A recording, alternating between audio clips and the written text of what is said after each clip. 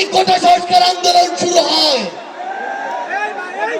August ৩ এই শহীদ মিনার থেকেই শত শত ভাইয়ের রক্তের উপরে, লাশের উপরে দাঁড়িয়ে এক দফা ঘোষণা হয়।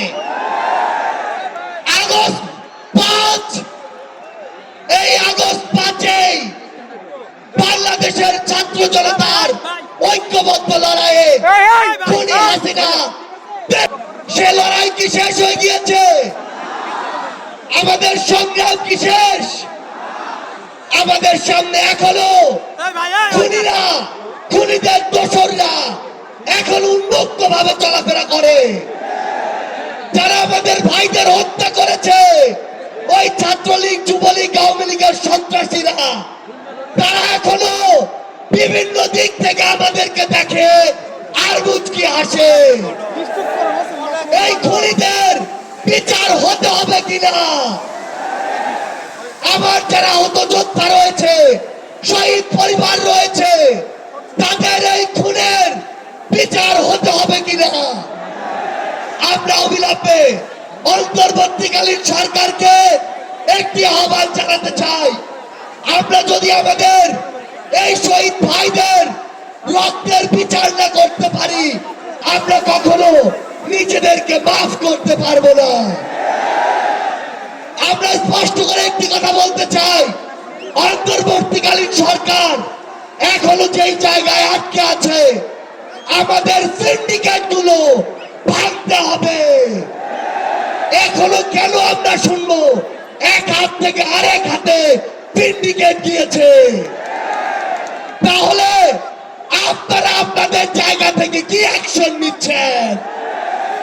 এক হাত থেকে যদি আরেক হাতে সিন্ডিকেট যায়, তাহলে সেই হাত আপনারা ভেঙে দিচ্ছেন না কেন?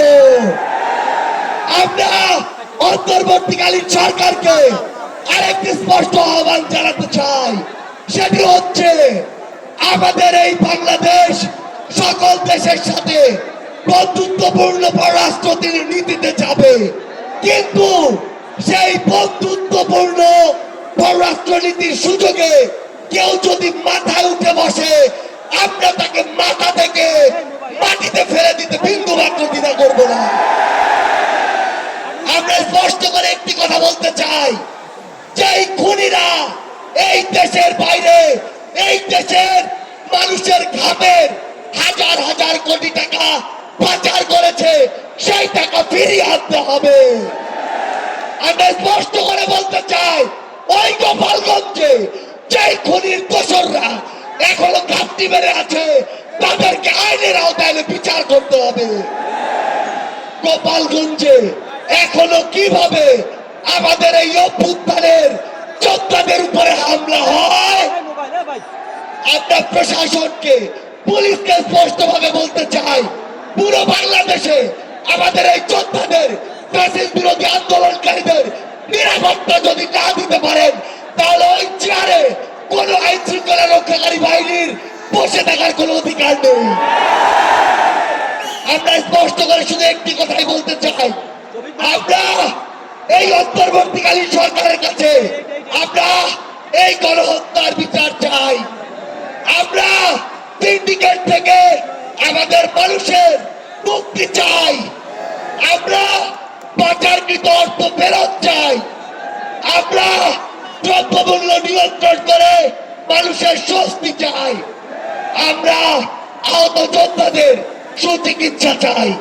পরিশেষে শুধু একটি কথাই বলবো, যে শব্দ নিয়ে এত মানুষ রক্ত দিয়েছে, এত মানুষ জীবন দিয়েছে, যে কেউ সেই সচিবালয়ে বসে হোক, পুলিশে বসে হোক, অন্য কোথাও বসে হোক, যদি সেই শব্দের সাথে, স্পিরিটের সাথে বিন্দুমাত্র বিশ্বাসঘাতকতা করার চেষ্টা করে, তাকে সমূলে উৎপাদিত করতে হবে।